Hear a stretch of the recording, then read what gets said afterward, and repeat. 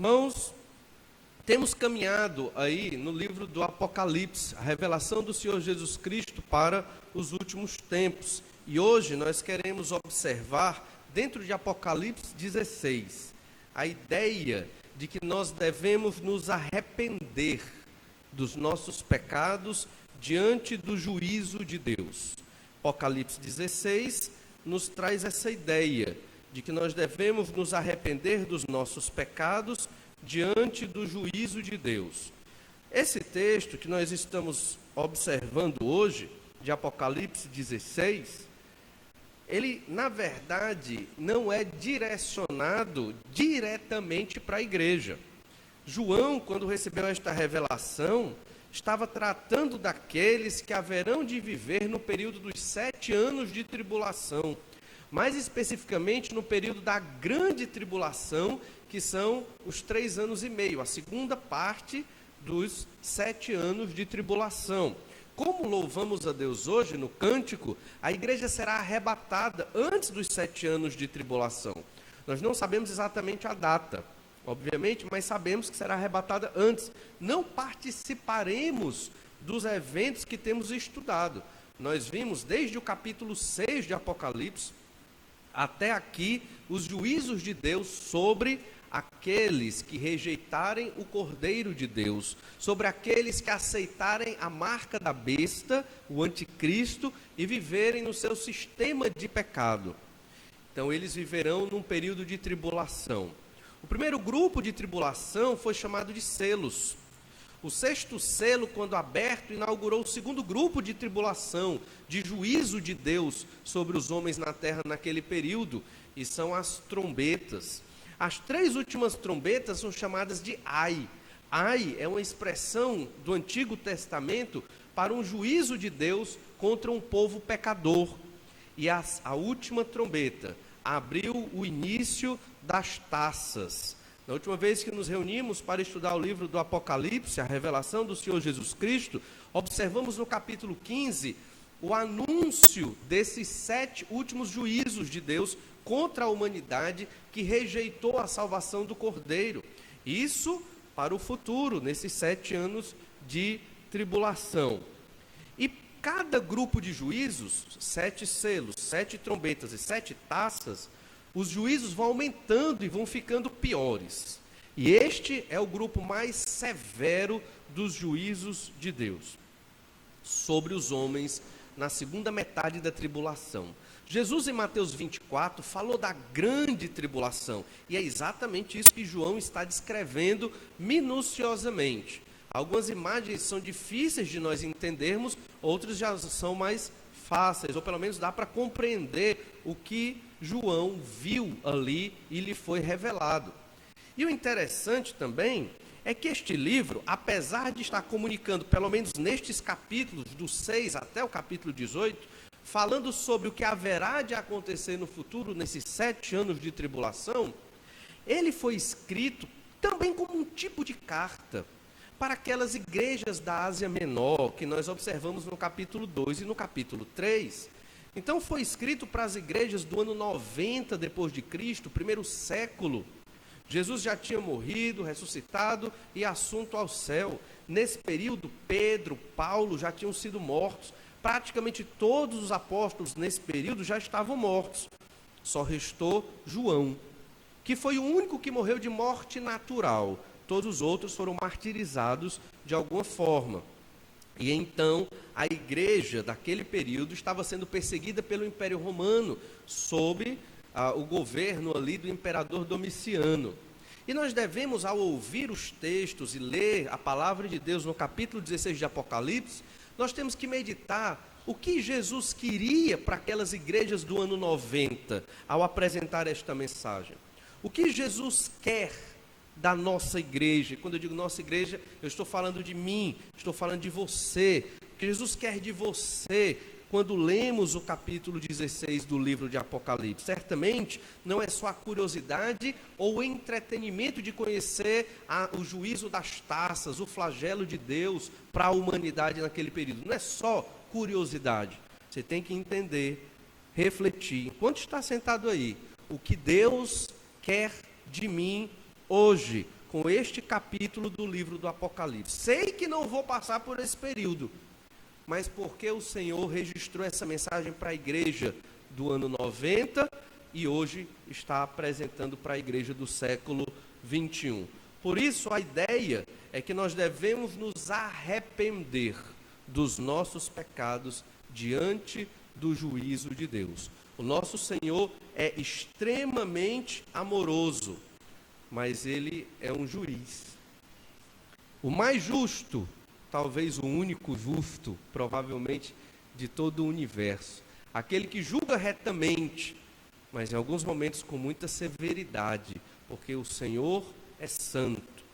Devemos nos arrepender diante do juízo de Deus. À luz disso, queremos observar 3 lições dentro do capítulo 16 do livro de Apocalipse. A primeira lição é que o Senhor é justo ao punir o pecador. Sempre temos na nossa mente que, lá no fundo do nosso coração, entenda coração como mente, o seu ser, ao refletir sobre dificuldades que passamos ou situações, nós sempre achamos que fomos injustiçados. Sempre achamos que não merecíamos esta dificuldade. E realmente não sabemos se Deus mandou uma dificuldade ou um problema porque pecamos ou porque realmente merecemos, ou se é uma prova de Deus, não sabemos. Muitas vezes ficamos sem entender. Mas o fato é que devemos receber como a vontade do Senhor e estarmos prontos para meditar e refletir sobre os nossos pecados. O Senhor é justo ao punir o pecador. Se em algum momento Deus me disciplinar ou lhe disciplinar, esteja pronto a reconhecer a disciplina de Deus, a agradecer a Deus pelo possível juízo que Ele pode colocar nas nossas vidas. E então, lemos Apocalipse capítulo 16, versículo 1. Ouvi, vinda do santuário, uma grande voz dizendo aos 7 anjos: ide e derramai pela terra as 7 taças da cólera de Deus. E esse versículo vai nos falar do santuário de Deus nos céus. Em outro capítulo, capítulo 14, todos saíram deste templo celestial e só Deus ficou lá e ninguém poderia entrar. Então, certamente, esta grande voz que sai do templo é a própria voz de Deus. E Deus está comissionando 7 anjos para derramar as taças da cólera de Deus. A taça, ou cálice, é um símbolo desde a antiguidade de juízo. Então, quando Jesus ora, Senhor, se possível, passa de mim este cálice, ele se refere à ira de Deus. Ele está usando uma figura para representar a ira de Deus. Senhor, ou Pai, estou parafraseando aqui, se possível, retira a tua ira de cima de mim. Retira o teu juízo que seria dado a certos pecadores e que vai cair sobre mim. Mas antes seja feita a tua vontade e não a minha. E Jesus recebeu a ira de Deus, o Filho, sem pecado, recebeu a ira de Deus no nosso lugar. O cálice representa a ira de Deus. E esta ira será despejada na humanidade de modo extremamente forte e impactante nesse período da história humana. Versículo 2, Apocalipse 16, 2. Saiu, pois, o primeiro anjo e derramou a sua taça pela terra. E aos homens portadores da marca da besta, adoradores da sua imagem, sobrevieram úlceras malignas e perniciosas. Primeiro anjo e a primeira taça. Esta taça foi destinada aos adoradores da besta. Lá em Apocalipse 6, fala daqueles que foram mortos, das testemunhas de Jesus, que estão embaixo do altar, clamando por vingança. Chegou. O Senhor está vingando aqueles que mataram os santos de Deus, aqueles que matarão os santos de Deus. E aqui estão as úlceras. E vai ficar muito claro, porque nesse período não vão haver várias religiões como hoje. Provavelmente neste período haverão 2, a de Cristo e a do anticristo. todas as religiões que oferecem a salvação por obras, e são todas, elas se fundirão nesta religião do anticristo. E o falso profeta estará encabeçando isso. E haverão aqueles que seguem ao Senhor Jesus Cristo e que, por não receberem a marca da besta, serão perseguidos naquele momento. E então, ficará muito notório. Aqueles que estiverem com úlceras aqui, entenda, são feridas, purulentas, talvez algum tipo de lepra ou hanseníase, alguma ferida terrível.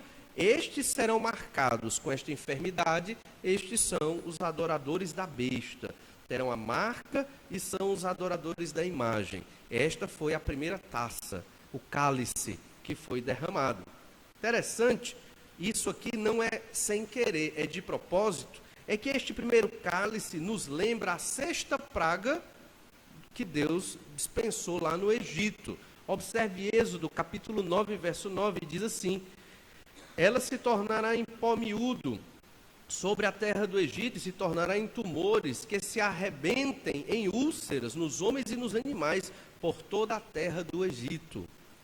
E aqui o leitor vai fazer esta relação. O Egito no Antigo Testamento, naquele período da nação de Israel, ele representava um povo idólatra contra Deus, ante Deus. E o povo de Israel escravo no Egito era o povo do Senhor. As 10 pragas que foram apresentadas ali ao povo egípcio foi um tipo de campanha missionária, ou melhor dizendo, evangelística da antiguidade. Porque os deuses egípcios foram desbancados pelas pragas. Cada praga atingia um tipo ou grupo de divindades egípcias. E o nome do Senhor era glorificado naquele período. Então, Deus está querendo passar a mesma mensagem. Estas 7 taças, 7 flagelos, 7 pragas de Deus, nesse período da grande tribulação, servem para mostrar a todo o planeta que só um é Deus, o Senhor. E juntamente o seu filho, o Cordeiro. E então, estas úlceras são o primeiro flagelo, a primeira taça. Verso 3. Derramou o segundo a sua taça no mar, e este se tornou em sangue, como de morto, e morreu todo ser vivente que havia no mar. Na segunda taça, o mar se transforma em sangue. Certamente isso lhe lembrou algo, não é verdade? Ele lembrou também a praga onde Moisés transformou as águas do rio Nilo em sangue. Mas o rio Nilo é um filete d'água comparado ao mar. Perceba a intensidade desta praga. E os seres marinhos morreram. Resultado, deve ter faltado muita alimentação para o planeta nesse período, com toda essa vida marinha sendo morta pelo sangue. E também devemos perceber que esta segunda taça é uma ampliação da segunda trombeta. Em Apocalipse 8, de 8 e 9, também é dito que o sangue estaria contaminando 1/3 das águas do mar. Então, o juízo das trombetas já foi muito terrível. O das taças é pior ainda. E esta é a segunda taça. As consequências da taça, dessa segunda taça, desse segundo cálice, certamente o odor vai ser terrível, a fome devido à falta de alimento e até a dificuldade de certos transportes, porque não vai ser simples navegar em mar de sangue. Vai ser um negócio muito estranho e complicado. Aí então temos uma terceira taça agora, Apocalipse 16, verso 4, diz assim: derramou o terceiro a sua taça nos rios e nas fontes das águas, e se tornaram em sangue. Enquanto o mar estava em sangue, perdemos os peixes, mas pelo menos temos os animais, dá para a humanidade se alimentar. Só que quando as águas doces, potáveis, se tornam em sangue, aí complica. Aí atingiu uma necessidade vital e básica da humanidade. E os rios e as fontes d'água se tornaram em sangue. Mais uma vez, esta terceira taça remete também à primeira praga do Egito. E o rio Nilo supria no Egito não somente a questão de irrigação, como a própria questão hídrica de sobrevivência para o ser humano ali, principalmente o povo egípcio, que era a potência na época do período do Êxodo, século XV a.C. E no meio dessas pragas, já estamos aqui na terceira taça, essa terceira praga, existe um momento de interlúdio, onde Deus é adorado. Tem ainda a quarta, a quinta, a sexta e a sétima praga. Mas antes de passar para a quarta praga, há um relato de adoração nos céus a Deus. Observe o versículo 5. Então ouvi o anjo das águas dizendo. Então esse anjo que fez com que as águas se transformassem em sangue, derramando o cálice da ira de Deus, este anjo disse: Tu és justo, tu que és e que eras, o santo, pois julgaste estas coisas, porquanto derramaram sangue de santos e de profetas, também sangue lhes tem dado a beber, são dignos disso. Ouvi do altar que se dizia: certamente o Senhor Deus, Todo-Poderoso, verdadeiros e justos são os teus juízos. Perceba que parou o momento, o juízo, e nos céus. Estava o juízo acontecendo na terra, os anjos fomentando e executando a ordem de juízo de Deus. Então há um intervalo para que os anjos adorem ao Senhor. É muito simples falar disso hoje à noite sem viver o que haverá de acontecer. A humanidade, ela gosta de ser humanidade. E não sei se os irmãos entendem o que eu quero dizer, é que nós defendemos a humanidade, defendemos o ser humano, os valores humanos e tudo mais. Então, quando observamos desgraças hoje, principalmente, às vezes, num continente como o africano ou o asiático, países dizimados, destruídos, e nos perguntamos, por que Deus fez isso? Por que Deus realizou ou permitiu que acontecessem tais situações? É porque Deus é mau? Não. É porque o Senhor é justo. E Ele pode estar julgando os povos porque rejeitaram a sua palavra, porque rejeitaram o seu nome. O nosso Deus é justo. E aqui Ele está julgando todo o planeta que rejeitou a sua salvação. E certamente vai ser terrível, as pragas aqui vão ampliar mais ainda. Mas só em você ver o mar em forma de sangue, as águas de rios também como sangue, úlceras na maior parte da população mundial nesse período, se não tiver o entendimento da palavra de Deus e uma fé firmada no Senhor, a tendência é descrer. Por isso que temos de entendermos que o nosso Deus, Ele é justo. Justos são os seus juízos, redundantemente falando. Ele é verdadeiro, Ele não falha. E quando Ele coloca todos esses juízos, é porque o Senhor sabe o que faz. Temos que aprender a depender e a confiar em Deus. Até mesmo quando Deus permite dificuldades sobre nós, ou sobre os nossos queridos e amados, ou sobre a humanidade. Porque Deus está acima da humanidade.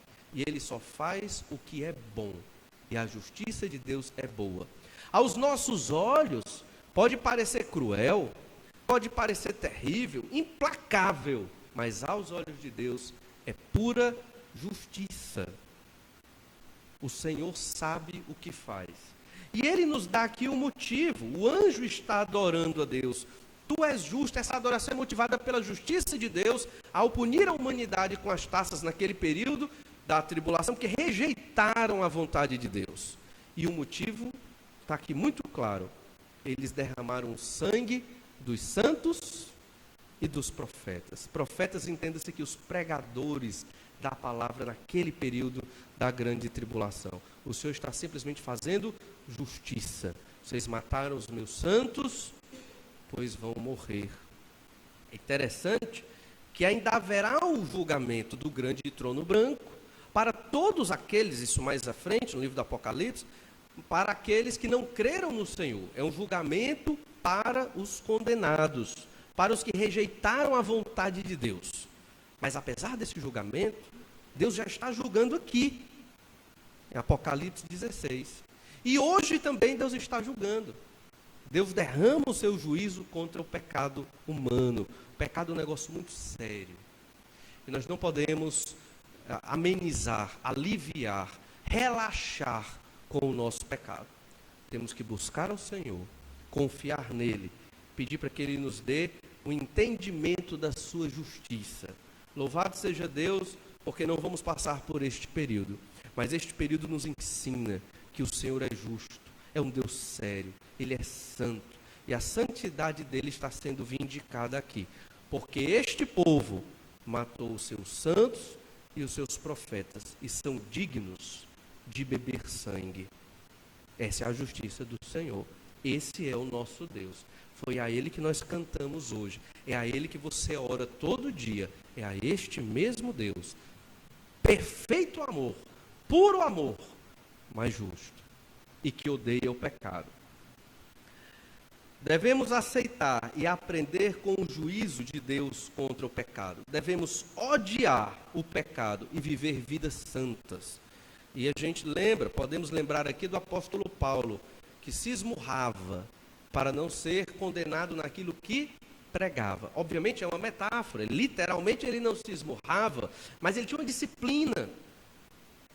Se ao usar um computador eu não consigo deixar de ver pornografia, o que é que eu devo fazer? Deixar de usar computador. Mas todo mundo usa. Não importa. A santidade é mais importante do que a praticidade ou a utilidade. Se não tem controle, deixe de usar computador. Simples. Eu não consigo assistir televisão com moderação. Quando eu assisto, eu pego da primeira novela até meia-noite. Então não tenha televisão na sua casa, se você não tem controle ou moderação. Eu não consigo conversar com os irmãos sem falar mal do outro. Então pare de falar. Tranque a sua boca. Não tem sabedoria para falar. Só vai falar para falar mal dos outros. Ou só vai falar para colocar coisas que não edificam. Fique calado. Se junte com irmãos que vão falar coisas que edificam e aprenda a edificar a vida dos outros. Temos que viver na disciplina do Senhor, porque o Senhor, ele odeia o pecado e, consequentemente, o pecador. Por isso que Deus está julgando esse povo aqui, com úlceras, com o mar de sangue e com o rio de sangue. E os anjos adoram a Deus porque Deus é justo, porque pune o pecador. Graças a Deus que não vamos passar por isso. Somos muito abençoados, mas hoje somos pecadores. Temos que nos vigiar. Não vigie o irmão, não. Se vigie. Vigie o seu coração e a sua vida e procure ser reto diante do Senhor. E esta é a primeira lição. O Senhor é justo ao punir o pecador. E nós devemos aprender a adorar a Deus na sua justiça e reprovar o nosso pecado. Segunda lição é que os homens, apesar do juízo de Deus, escolhem o pecado. Nós somos ruins de aprender as coisas. Não detectamos o quanto Deus está nos ensinando e nos ensina através de lições duras muitas vezes, quando não queremos aprender. E Deus dispensa o seu juízo sobre nós, mas parece que nós não aprendemos. E aí continuamos pecando, e aí vamos sofrer mais ainda, porque não estamos refletindo a vontade de Deus. E é o que acontece a partir da quarta taça. Apocalipse 16, versículo 8. Diz assim: o quarto anjo derramou a sua taça sobre o sol, e foi-lhe dado queimar os homens com fogo. Então veja que os homens foram incendiados pelo calor do sol. E que coisa terrível. E eu não duvido como isso será. Eu não duvido que isso realmente vai acontecer. E acredito que vai ser algo terrível. Você vê uma pessoa na rua e ela incendeia e pega fogo na sua frente. Que coisa terrível. E não vai ser um ou outro homem, vão ser os homens. A quarta taça, ela é semelhante à primeira trombeta. Só que a primeira trombeta não é tão enfática aqui, porque não fala dos homens queimando. Fala das árvores, das plantas queimando, mas não dos homens. Agora, esta taça, a quarta taça, se refere a homens pegando fogo, porque o sol vai ficar tão quente que alguns serão incendiados. Lá em Êxodo, capítulo 9, verso 24, nos fala da 7ª praga lá no Egito. E diz assim: de maneira que havia chuva de pedras e fogo misturado com a chuva de pedras, tão grave, qual nunca houve em toda a terra do Egito, desde que veio a ser uma nação. Então havia também uma praga no Egito, a 7ª praga, que havia fogo junto com a chuva de pedras. Mas esta praga, a taça, a 4ª taça que estamos falando aqui, ela se refere à incineração de seres humanos. Estarão andando e de repente vão pegar fogo. Isso será terrível. A 5ª taça, Apocalipse 16, versículo 10. Derramou o 5º a sua taça sobre o trono da besta, cujo reino se tornou em trevas, e os homens remordiam a língua por causa da dor que sentiam.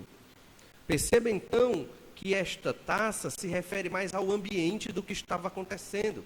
Veja, elas são cumulativas. Os homens já têm úlceras, feridas. Todos os adoradores da besta terão essa enfermidade, essas feridas no seu corpo, tumores, mar de sangue, rio de sangue, homens sendo queimados, vivos, porque o sol se inflamou.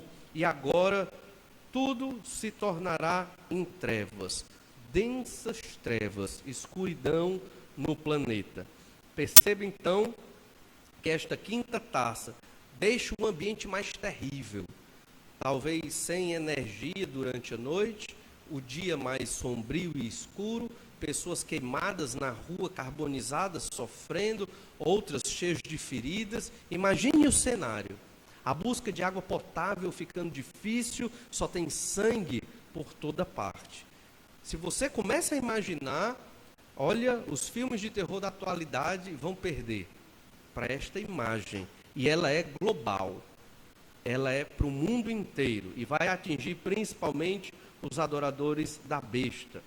Esta 5ª taça, ela parece também com a 9ª praga do Egito, a praga onde houve trevas no Egito. Em Êxodo 10, 21 fala: então disse o Senhor a Moisés: estende a mão para o céu, e virão trevas sobre a terra do Egito, trevas que se possam apalpar. As pessoas não vão conseguir enxergar por onde estão andando.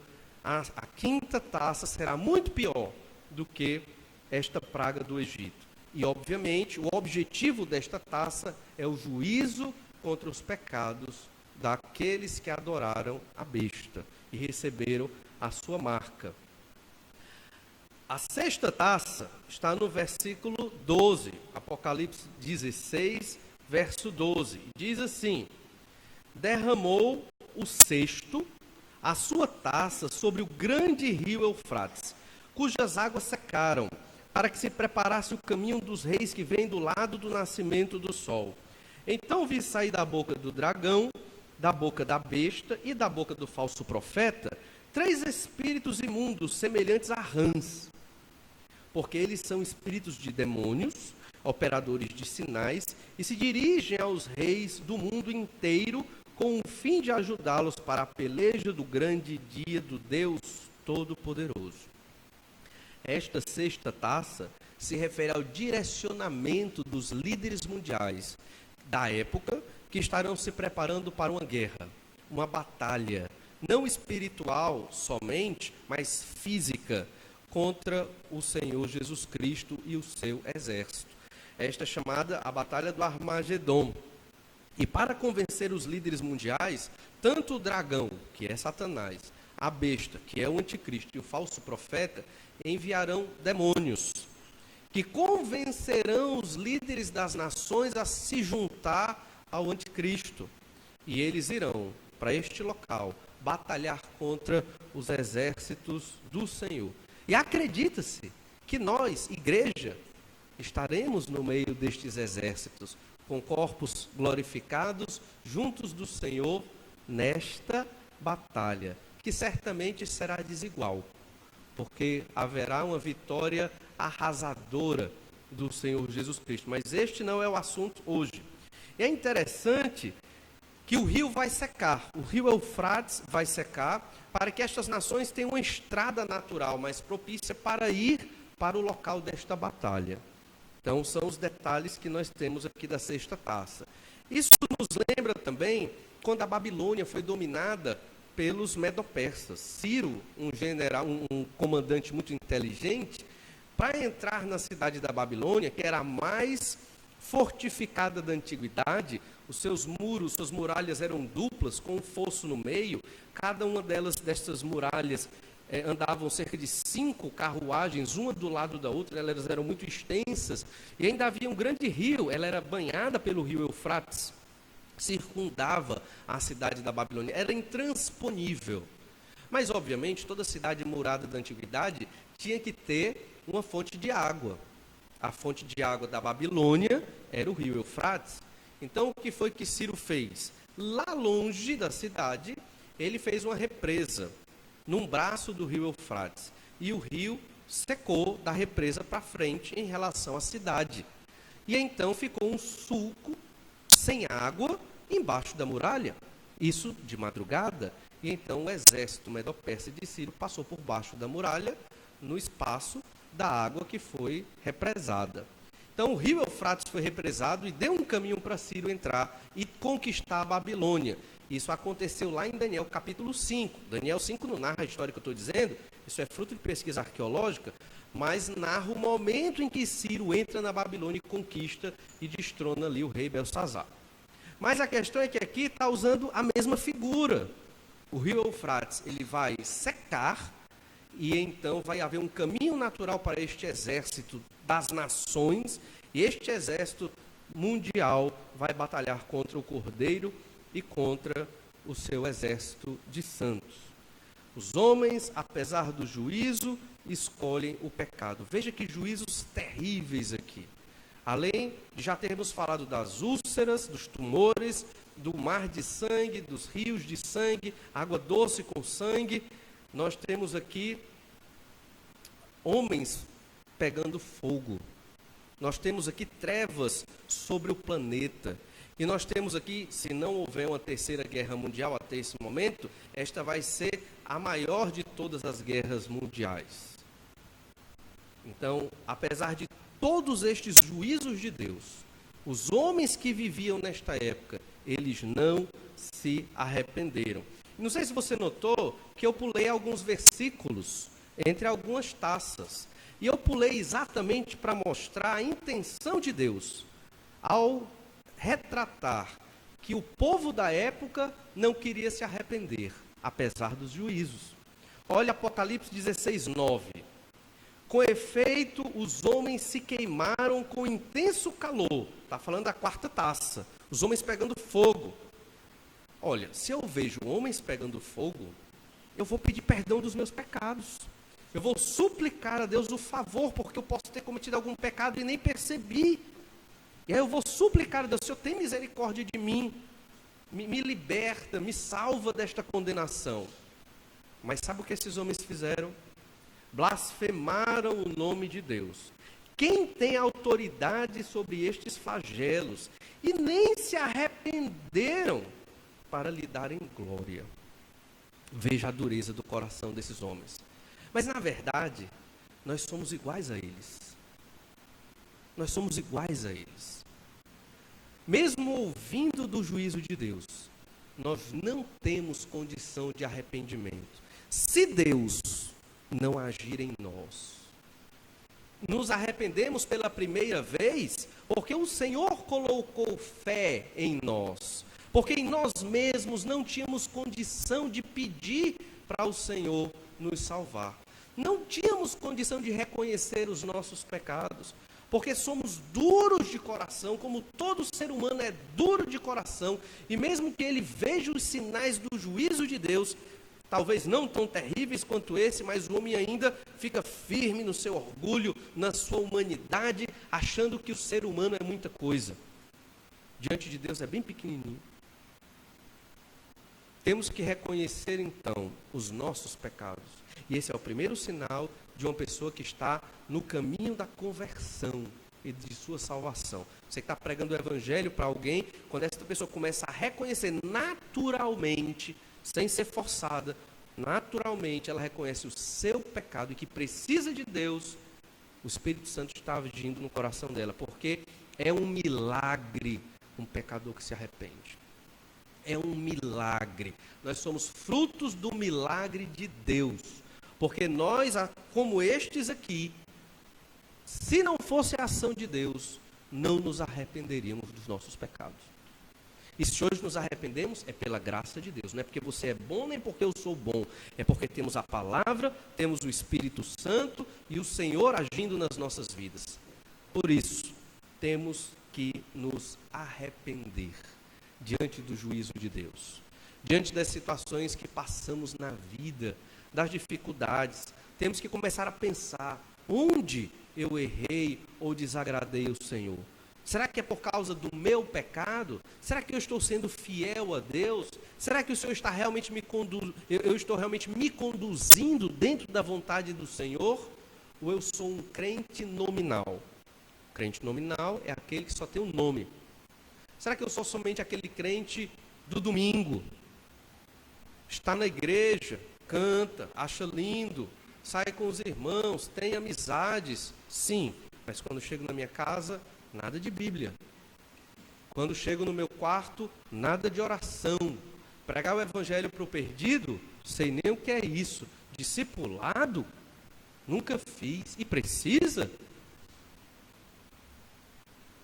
As igrejas estão cheias de crentes nominais, chamados cristãos, mas que não servem ao Senhor Jesus Cristo como deve ser. Todos nós temos que ser peritos na Escritura. Homens e mulheres de oração, pregadores da palavra, todos nós, pregadores da palavra, discipuladores. Foi a grande missão que o Mestre deixou para nós antes de subir ao céu. Não foi um pastor que deixou essa missão para nós, foi o Mestre, o Senhor, antes de subir aos céus. E então, não queiramos ser como estes homens, duros, que não se arrependem dos seus pecados. Olha o verso 11. E blasfemaram o Deus do céu, por causa das angústias, das úlceras que sofriam, e não se arrependeram de suas obras. Veja, repete o que é dito no verso 9. Blasfemaram e não se arrependeram. Blasfemar é falar mal, é achar ruim o que Deus fez. Mesmo que Deus mate todos, ainda é bom, porque Ele é Deus, Ele é o Senhor. E se Ele fez isso, é porque Ele sabe o que faz. Aqui Ele está matando pessoas, Deus mandando os seus anjos. E quem nasce é Deus que faz nascer. E quem morre é Deus quem quis que morresse, porque Ele é o Senhor. E temos que botar isso na nossa mente. Não supervalorizemos a nossa humanidade. Glorifiquemos a Deus. Dependamos de Deus. Vamos nos arrepender dos nossos pecados e procurar sermos santos diante do Senhor. E vai chegar um ponto que, se você levar a sério este capítulo 16, a mensagem da Escritura, você está pronto para morrer pelo Senhor. Quando o Senhor quiser, quando o Senhor precisar da sua vida, você estará pronto e vai ser uma alegria, vai ser felicidade, dar-se para a obra do Senhor e para a glória de Deus. Lá em Apocalipse, capítulo 9, do verso 20 ao verso 21, esta mesma mensagem aparece lá no juízo das trombetas. Olha o que é dito, Apocalipse 9, 20. Os outros homens, aqueles que não foram mortos por esses flagelos, também está falando de juízo. Só que o juízo das trombetas, lembra, é mais leve, mas ainda muitos foram mortos. Não se arrependeram das obras das suas mãos, deixando de adorar os demônios e os ídolos de ouro, de prata, de cobre, de pedra e de pau, que nem podem ver, nem ouvir, nem andar, nem ainda se arrependeram dos seus assassínios, nem das suas feitiçarias, nem da sua prostituição, nem dos seus furtos. Homens de dura cerviz, que não se arrependeram. Para os crentes, a mensagem é: se avalie, arrependa-se do seu pecado, todo dia, todo instante, todo momento. Pecou, Senhor, me perdoa, eu não quero mais pecar. E tenha disciplina para não cair no mesmo pecado. E aos não crentes, se você ainda não creu no Senhor Jesus, você é destes. Saiba disso. Você é destes que blasfema e que não se arrepende. E se chegar o tempo dos 7 anos de tribulação, Deus queira que você creia antes de passar por todos estes juízos de Deus e se arrependa do seu pecado. E aí, mais uma vez, nós temos uma parada. O interlúdio entre a 6ª taça e a 7ª taça. E esse interlúdio é como se fosse um manjar no meio de tanta tristeza. Versículo 15, Apocalipse 16, 15. Eis que venho, como vem o ladrão. Bem-aventurado aquele que vigia, guarda as suas vestes, para que não ande nu e não se veja a sua vergonha. Isso aqui é uma nota do Senhor Jesus Cristo. No meio dos juízos, o Senhor fala: eis que eu venho em breve. Se ele se referindo à igreja, estou chegando e eu não aviso. É como um ladrão que, obviamente, não avisa quando chega. E ele diz: feliz é o que vigia. Você já percebeu quantas vezes o Senhor Jesus Cristo nos ordena a vigiar? Vigiai e orai, para que não entreis, em tentação. Não é nem caiais, é entreis em tentação. Não vigiamos às vezes, esquecemos de orar. Por isso tomamos decisões tão ruins em nossas vidas e causamos o nosso próprio sofrimento. E em vez de estar servindo na obra de Deus, estamos preocupados com as nossas dificuldades e problemas. Entregue ao Senhor suas dificuldades e problemas. Isso não é teologia da prosperidade, não. Ore a Deus e peça para que o Senhor cuide de você. Se preocupe com o ministério que Deus lhe deu.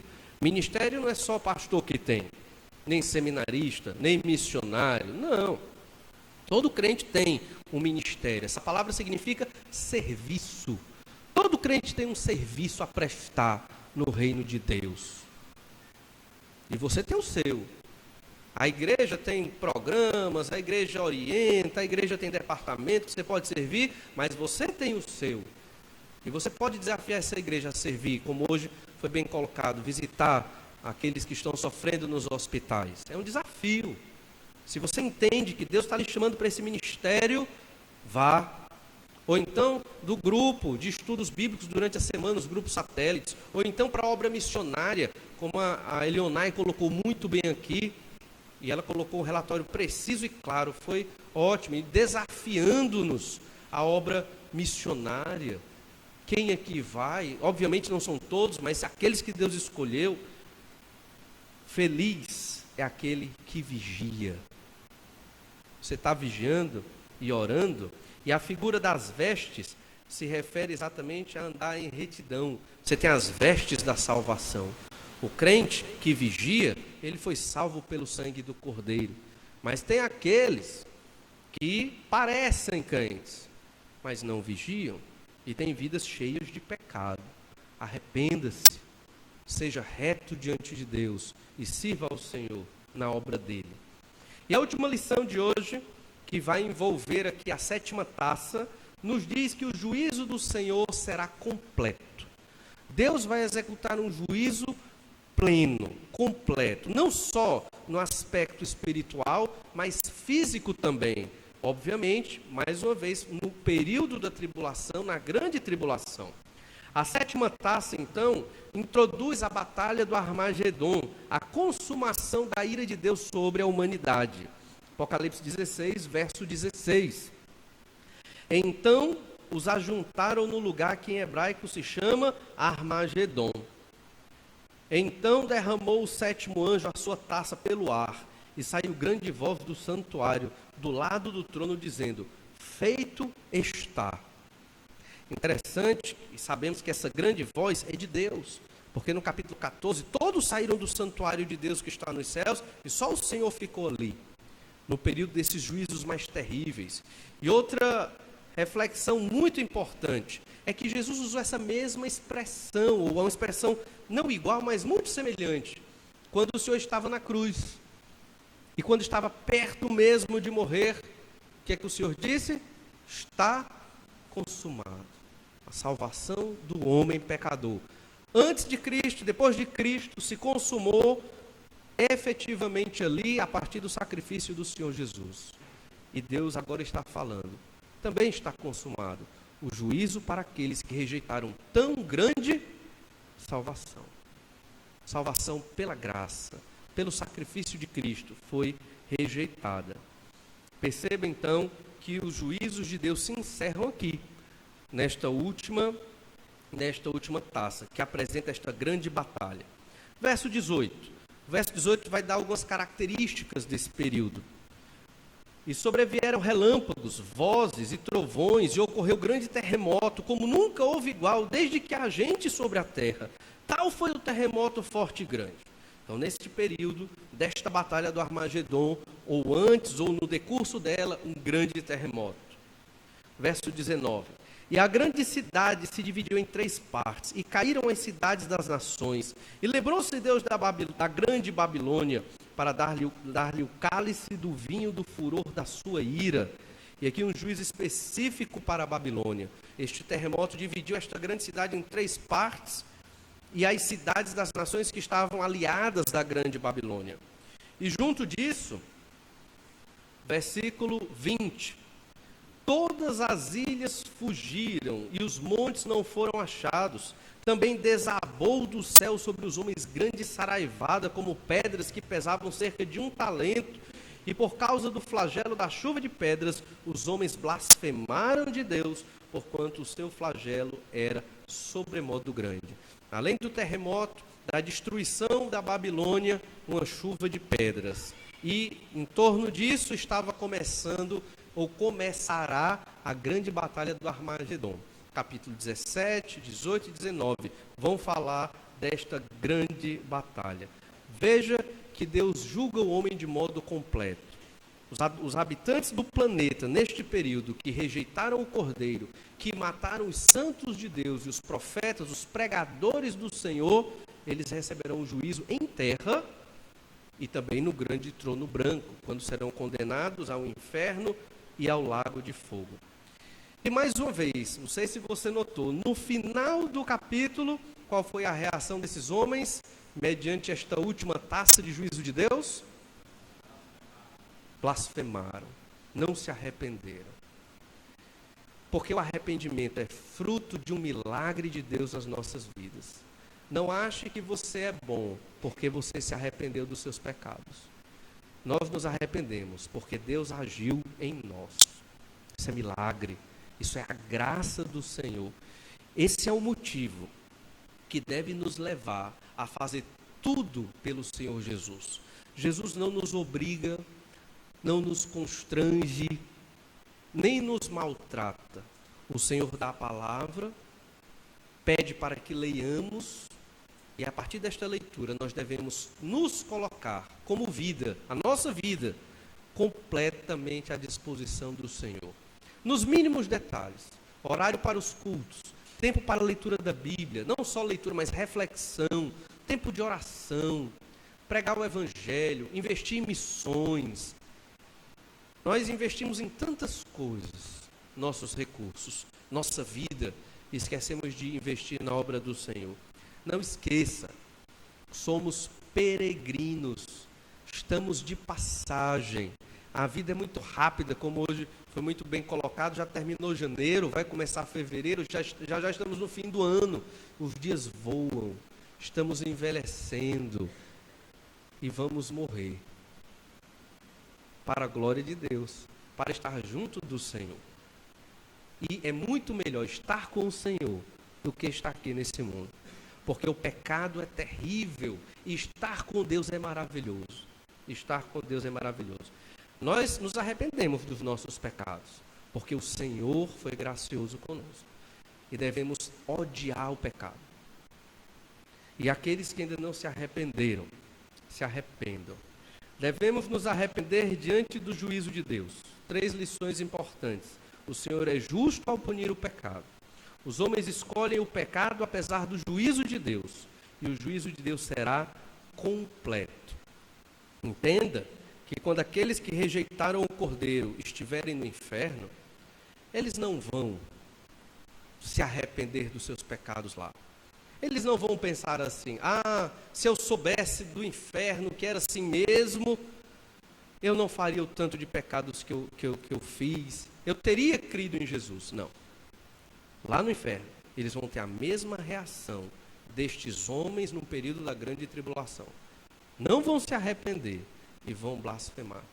Que Deus nos ajude, na nossa época, como santos de Deus, redimidos pelo sangue do Cordeiro, a sermos luz para os perdidos, por tão grande salvação que recebemos. Vamos orar e agradecer ao Senhor por esse tempo. Pai amado, muito obrigado, porque o Senhor é Deus, o nosso Deus, o Senhor é maravilhoso e tem cuidado de nós, apesar dos nossos pecados e falhas. O Senhor tem nos agraciado com a bênção de podermos estar nos arrependendo dos nossos pecados e sempre, baseado na Tua graça e misericórdia, retornando ao caminho correto do Senhor. Senhor Deus, nos ajuda a proclamar a Tua mensagem de salvação, para que muitos, segundo a Tua vontade, creiam, para que o Teu nome seja glorificado. Ajuda-nos, Senhor Deus, a aprender com os juízos do Senhor, reconhecer a Tua soberania, não somente da boca para fora, mas na prática, na vida, gratos até mesmo pelas situações difíceis que passamos, que muitas vezes nem se compara com o que estes vão sofrer na grande tribulação. Obrigado porque o Senhor nos libertou. Obrigado porque o Senhor impede que venhamos passar por tão grande tribulação. E baseado na Tua graça é que te pedimos oportunidade de servir ao Senhor. Que cada crente aqui esteja suplicando ao Senhor oportunidade de Te adorar na vida, dia a dia, para honra e glória do Teu nome. Tudo isso, Pai, colocamos nas Tuas mãos, gratos, porque o Senhor é Deus. Em nome de Jesus é que oramos. Amém.